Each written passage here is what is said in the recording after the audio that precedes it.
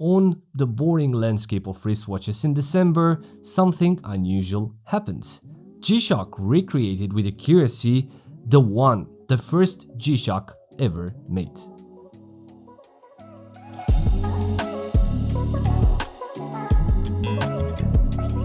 Should we care? Initially I said no, knowing how many similar reissues they had. But after I did my homework, I kinda realized I have to have it. So let me show you what are the differences and if it is worth spending $200 on this model. G-Shock is the tough division of Casio and a Japanese brand, we all know that. But in general, Japanese brands have respect for their past and they like to celebrate their icons through reissues. If you are a Seiko fan, you'll understand. They often make accurate reissues for their iconic models, putting quite a lot of emphasis on accuracy and how those watches were wearing back in the days, and G-Shock feels to do the same. However, in the G-Shock Square case, it took a while until I decided to buy one, because it didn't felt there is such a distinct watch comparing it with my actual squares. There are more than 5 iterations after the one and only G-Shock, so this one didn't felt really special. But in reality it is, because the value of this watch sits in the details, and it's important because this is one of the most valuable reissues of one of the most popular watches all time if you want. In 1983, Kikuo Ibe, a Casio designer back in the day, submitted at a company meeting a proposal for a concept contained only a single line of text. A durable watch that would not break even if dropped. So that's it, that's the story, you all know it from here. But since then, G-Shock made hundreds, maybe thousands of square variations based on this square identity, which is also known as origin. That's quite nice. We can recall that this is the most homaged watch all time.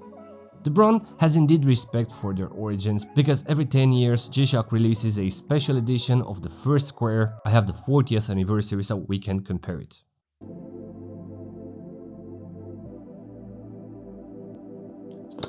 When I unboxed the watch, I realized that this comes on a standard cardboard box and inside having a linen bag. The 40th anniversary, the DW-5000R-1A comes exactly in the same combo, so I believe the first G-Shock could have been sold like this back in the days. Not often we see watches sold and wrapped in linen fabric bags, so it must be specific either for G-Shock or their culture.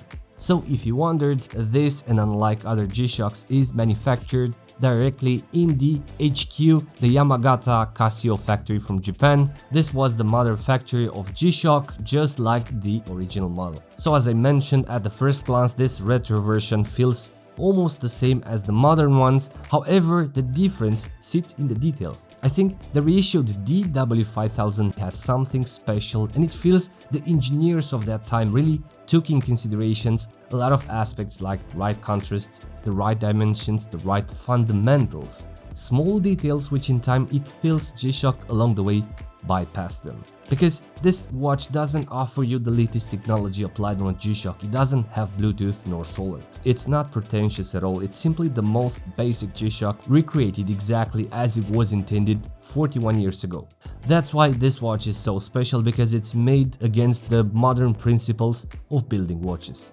Alright, so when I unboxed it, my first curiosity was to measure the quality of the watch against the $200 price asked, because it's not small, right? Wondering what makes it so well built to worth that amount, knowing that a resin square is around $120 in average.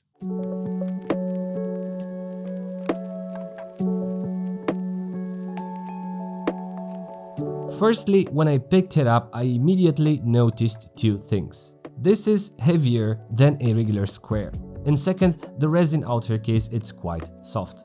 And for the first reason, basically unlike other modern squares, this one has a metallic core instead of the classic carbon core with a metallic caseback. And I believe to stay faithful to the original one, this one indeed has the iconic metallic core with a screw-in caseback. Honestly, looking at it simple, fully polished with a few discrete engravings, I can say some of the G-Shock casebacks are better looking than the dials themselves, but in this case it's pretty dull. However, it respects the original one with accuracy, so it needs to be appreciated. The outer case and the strap, surprisingly it's made from bioresin, which has a soft texture and is super friendly. It's closer, let's say, to an FKM rubber than the usual hardened resin cases because, as you know, normally the squares have a harder composite surface, same as the straps. So the bioresin outer shell of the 5000R, it's flexible enough actually to be removed from its metallic core once the straps are removed, obviously, which means the straps are pretty comfortable and flexible too. It actually feels quite nice with a heavier case and a more flexible and friendly strap, which gives you the feeling of a consistent, well-built watch. Now, let's get into the details. Design-wise, if you don't pay attention, you'll definitely confuse it with other squares, because G-Shock obviously has other variants in this color combo starting from $100 going all the way up to $5,000. The MRG B5000 is basically a luxurious version of the first model ever made. And before I received the watch, the only visual differentiator for me was the lithium label and the specific alarm icon on the top right corner. Visually, the dial of the watch or the printing feels clear, sharper and better contrasted. The digital display is outlined in silver, which puts more focus on the dial with this accent, but it also matches chromatically the labels from the mod buttons. It feels the red outline is popping more against the accented labels, but also the bricks pattern feels to be a tad more muted. But overall, I think the dial is balanced because despite the multitude of colors accents like light blue or yellow gold, the composition simply looks unitary and works. Someone in the 80s knew exactly what he was doing. Now, what is interesting, the bezel of the squares in general have that usual octagonal shape with protection and G-Shock label on top and on the bottom, with those embossed surfaces to protect the dial and the bezel from shocks. However, the original model had a plain bezel. This is an accent which I haven't noticed initially. So the labels, protection and G-Shocks are also colored in white, and being lesser engraved, they provide more presence and it looks better in the relationship with the dial accents. The strap of this reissued DW-5000C is also different than a regular G-Shock. They basically have the same taper and the same consistency on the top, with the same accordion motif, having those rounded engravings towards the exterior on basically 3 levels, on the case lugs but also on the first 2 accordion rows. However, on the reissued 5000C there is an extra layer of those rounded engravings on the strap as well. And most important, on the strap adjustment area, you'll notice the holes are reinforced with a pattern which I've never seen before on G-Shock straps. I think this pattern really makes the strap more interesting and most likely more durable. Concluding that, in time, G-Shock kinda simplified their squares compared to the 5000 model released in 1983.